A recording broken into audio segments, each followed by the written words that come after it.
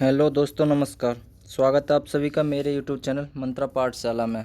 मैं हूं जितेंद्र कुमार और मैं आपके लिए लेकर आया हूं हर रोज़ की तरह 11 जून 2021 के करंट अफेयर की क्लास।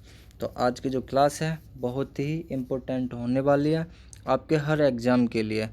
तो स्टार्ट करते हैं। स्टार्ट करने से पहले आप सभी भाइयों से मेरी एक विनती है, रिक्वेस्ट है कि प्लीज़ चैनल को सब्सक्राइब करें जिन्होंने भी मेरा ये चैनल सब्सक्राइब नहीं किया है। करंट अफेयर की क्लास इस चैनल पर डेली से आती रहेंगी, हर रोज़ 7 बजे तक अपलोड कर दिया करूँगा, ठीक। और भाई को सपोर्ट करें। चलिए तो आइए स्टार्ट करते हैं आज के पहले क्वेश्चन से। पहला क्वेश्चन है, किस देश ने अपना मौसम उपग्रह फैल्कन बी लॉन्च किया है? क्या है कि ये चाइना,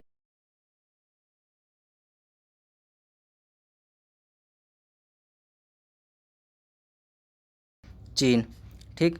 बढ़ते हैं नेक्स्ट क्वेश्चन की ओर। और नेक्स्ट क्वेश्चन क्या है, कौन सा राज्य एनीमिया मुक्त भारत सूचकांक 2020-21 में शीर्ष पर रहा है?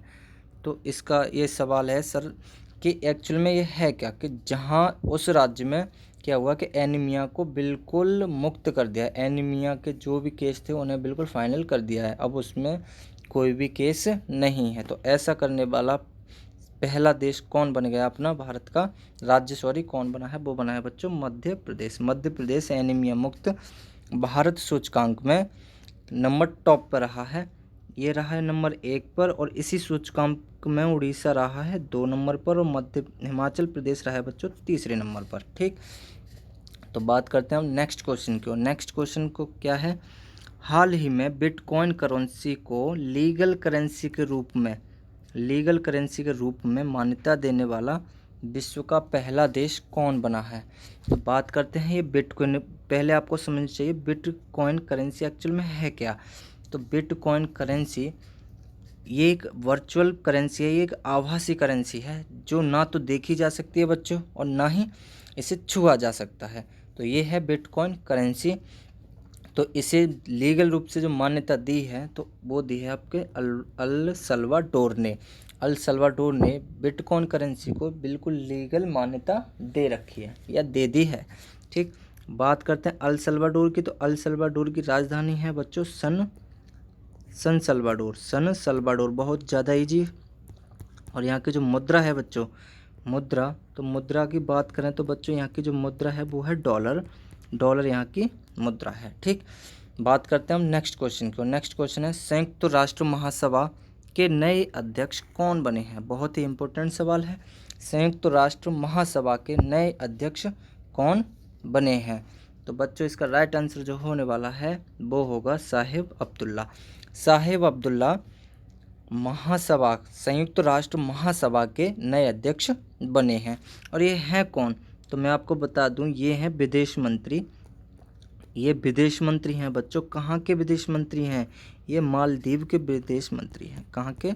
मालदीव की विदेश मंत्री हैं। मालदीव की राजधानी कहाँ है बच्चों? तो मालदीव की राजधानी है माले। क्या है? माले। और ये संयुक्त राष्ट्र महासभा के 76वें अध्यक्ष बने हैं। कौन से वे? 76वें, ठीक बच्चों। बढ़ते हैं नेक्स्ट क्वेश्चन की ओर। नेक्स्ट क्या है, हाल ही में भारत के चुनाव आयुक्त कौन बने हैं? बहुत ही इम्पोर्टेंट सवाल है बच्चों, ध्यान से पढ़ना है और इसे नोट करना है। भारत के चुनाव आयुक्त कौन बने हैं? देखो इसमें पूछा गया चुनाव आयुक्त, इसमें ये नहीं पूछा कि मुख्य चुनाव आयुक्त कौन बने हैं। तो मैं आपको बता दूं चुनाव आयुक्त के बारे में थोड़ा सा कि ये हैं चुनाव आयुक्त का, ये है देखो, ये जो भारत का चुनाव आयोग है ये 3 सदस्यीय होता है, ठीक। चुनाव आयोग 3 सदस्यीय होता है, जिसमें से एक तो होता है मुख्य और 2 होते हैं अन्य, ठीक। तो जो मुख्य है बच्चों वो कौन है? जो मुख्य है बच्चों, तो मुख्य कौन है मैं आपको बता दूं। तो जो मुख्य हैं बच्चों वो हैं सुशील कुमार चंद्रा। तो यहाँ पे मुख्य कौन हो गए? सुशील चंद्रा तो हो गए मुख्य, ठीक बच्चों, सुशील चंद्रा। अब बचे 2। तो यहाँ पे हैं पहले राजीव कुमार,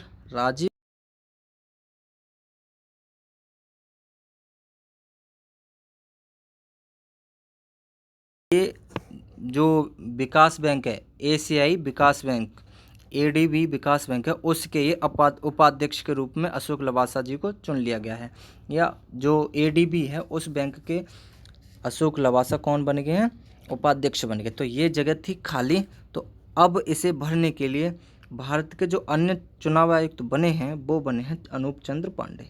कौन बने हैं बच्चों, अनूप चंद्र पांडे। आशा करता हूँ आपको समझ में आया होगा।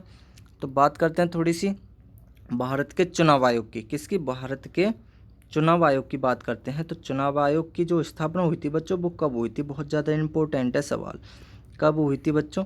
चुनाव आयोग की स्थापना हुई थी बच्चों आपके 25 जनवरी 1950 को। 25 जनवरी 1950 को जो चुनाव आयोग है उसकी स्थापना हुई थी। यही कारण है बच्चों कि जो हर साल 25 जनवरी आता है, हर साल 25 जनवरी आता है, इसको भारत में मतदाता दिवस के रूप में मनाया जाता है, मतदाता दिवस के रूप में इसे मनाया जाता है। समझ गए होंगे क्यों मनाया जाता है, क्योंकि 25 जनवरी 1950 को चुनाव आयोग की स्थापना हुई थी। ठीक, तो ये है आज का क्वेश्चन, और इससे अब दोबारा से रिवीजन कर लेते हैं। तो सुशील चंद्रा कौन है, मुख्य चुनाव आयुक्त हैं। अनूप चंद्र पांडे और राजीव कुमार वो कौन है बच्चों, वो यहाँ के अन्य 2 चुनाव आयुक्त हैं। ठीक, बढ़ते हैं नेक्स्ट क्वेश्चन की ओर। और नेक्स्ट क्वेश्चन क्या है, देश की पहली इलेक्ट्रिक सिटी कौन बनी है। बहुत ज़्यादा इम्पोर्टेंट सवाल है, कौन बनी है, तो वो बनी है बच्चों केवड़िया। केवड़िया कहाँ पड़ता है, केवड़िया पड़ता है गुजरात के अंदर, गुजरात के अंदर पड़ता है केवड़िया। तो ये जो सिटी बनी है केवड़िया, ये बिल्कुल इसमें जितने भी वाहन चलेंगे वो कैसे होंगे, इलेक्ट्रिक होंगे, बैटरी वाले होंगे। ठीक, तो ये बनी है पहली इलेक्ट्रिसिटी, कौन बनी है, केवड़िया। और केवड़िया कहाँ पड़ता है, गुजरात में। ठीक बच्चों, गुजरात के जो सीएम है आपको नाम याद ही होगा, कौन है, जयराम ठाकुर। ठीक, चलो आगे बढ़ते हैं नेक्स्ट क्वेश्चन की ओर। नेक्स्ट क्वेश्चन क्या है, किस राज्य सरकार ने प्राणवायु देवता पेंशन योजना शुरू की है। कौन सी योजना, प्राणवायु देवता पेंशन योजना शुरू की है। तो ये की है हरियाणा सरकार ने, हरियाणा सरकार ने प्राणवायु देवता पेंशन योजना शुरू की है। तो इस योजना के तहत है क्या बच्चों, तो ये जो योजना है प्राणवायु देवता पेंशन योजना, इसमें क्या होगा कि हरियाणा सरकार जो 75 साल या 75 साल से आगे के जितने भी पेड़ पौधे हैं उनको सम्मान करेगी, उनका सम्मान करेगी। ठीक, किनका, जो 75 साल या 75 साल से बड़े पेड़ पौधे हैं उनको सम्मान करेगी। ठीक, कौन, हरियाणा सरकार। और सम्मान में मिलेगा क्या, तो सम्मान में मिलेगा 2,500 रुपये प्रति साल के हिसाब से उन पेड़ों की जो निगरानी है उसके लिए दिए जाएंगे। ठीक, तो अब बढ़ते हैं नेक्स्ट क्वेश्चन की ओर। और नेक्स्ट क्वेश्चन क्या है, विश्व बैंक के नए शिक्षा सलाहकार कौन बने हैं। विश्व बैंक के नए शिक्षा सलाहकार कौन बने हैं, तो इसका बच्चों राइट आंसर हो जाएगा, वो है रणजीत सिंह डिसाले। क्या है, रणजीत सिंह डिसाले। रणजीत सिंह डिसाले विश्व बैंक के नए शिक्षा सलाहकार बने हैं। टर्म आई है इसमें बच्चों विश्व बैंक, तो विश्व बैंक के बारे में थोड़ा जान लेते हैं। एक्चुअली में विश्व बैंक की स्थापना हुई थी कब हुई थी, तो स्थापना हुई थी बच्चों 1944 में। विश्व बैंक की स्थापना कब,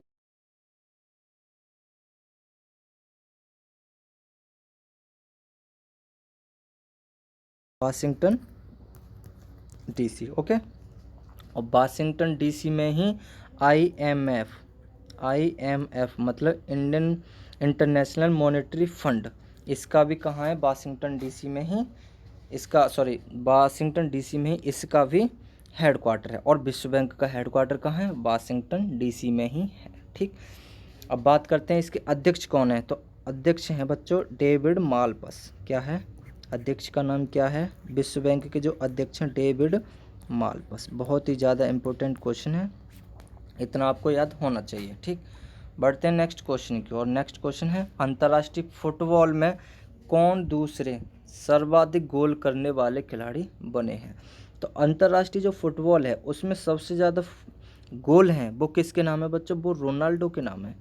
लेकिन रोनाल्डो के बाद जो दूसरे नंबर पे हैं उनको बताना है आपको। रोनाल्डो पहले नंबर पे हैं, और जो दूसरे खिलाड़ी बने हैं वो अपने इंडियन कौन बने हैं, सुनील छेत्री। सुनील छेत्री इंडियन हैं और ये दूसरे खिलाड़ी बने हैं जिन्होंने अंतर्राष्ट्रीय फुटबॉल में सबसे ज़्यादा गोल किए हैं। और कितने गोल किए उन्होंने? 103 गोल किए हैं। ठीक बच्चों, कितने? 103 गोल किए हैं। ठीक, अब बात करते हैं फुटबॉल की, तो फुटबॉल के बारे में थोड़ा जान लेते हैं। अपने इंडिया की बात है तो अखिल भारतीय फुटबॉल महासंघ, क्या नाम है? अखिल भारतीय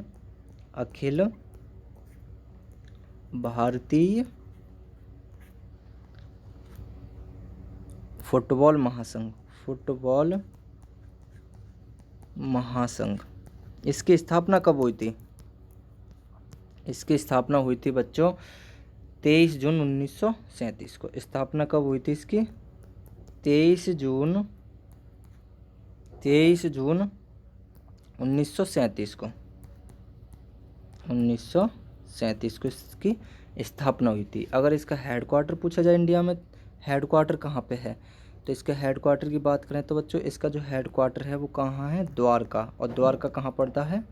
दिल्ली की जो द्वारका है वहाँ पर इसका हेडक्वार्टर है। ठीक बच्चों, अब इसके हेड अध्यक्ष की बात करें तो इसके जो हेड हैं वो कौन है इंडिया में? प्रफुल्ल पटेल यहाँ के अध्यक्ष हैं। ठीक, आशा करता हूँ आपको ये वीडियो अच्छी लगी होगी। अगर आपको ये वीडियो अच्छी लगती है तो प्लीज़ वीडियो को लाइक करें और सब्सक्राइब करना बिल्कुल भी नहीं भूलें। ठीक, ओके, थैंक यू क्लास।